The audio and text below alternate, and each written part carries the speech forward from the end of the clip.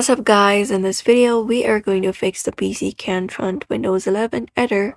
So let's just dive right in and get started and install the Windows 11 safely, and let's get started. So the thing we can do is we can bypass Windows 11 requirements. So for that we can just go over and download it from our Windows Microsoft account. So you can directly type in Windows 11 ISO.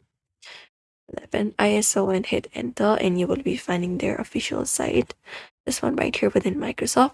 You can just go over and download this one right here. You may scroll down, look out for download now option, and just go over and normally install it like you usually do. You can just go over and select your Windows 11 ISO and choose your USB drive and click on start and bypass the requirements and install the Windows 11 like normal, and error will be completely gone. Another thing we can do is without USB. For that we need to press in Windows plus R and type in budgeted and hit enter, and that will open up our registry editor. And within our registry editor we need to go to our HK local machine, expand it up, and within there go to system, expand this one right here, and go over to setup. After that, expand it, and once you go to setup, what we can do is we can go ahead and create up a new key. So right click on it and select new and select the option of key, and there type in lav config. So type in lav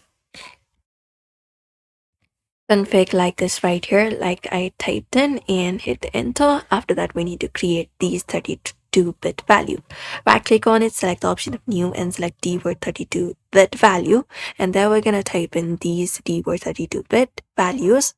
These right here, which is bypass TPM check, another one is bypass secure boot check, and another one is bypass RAM check. And what you need to do is once you have created it, you need to click on each, double click on it, and make the value data to 1, and click on OK and confirm it up. Once it is done, you can restart your PC and upgrade again.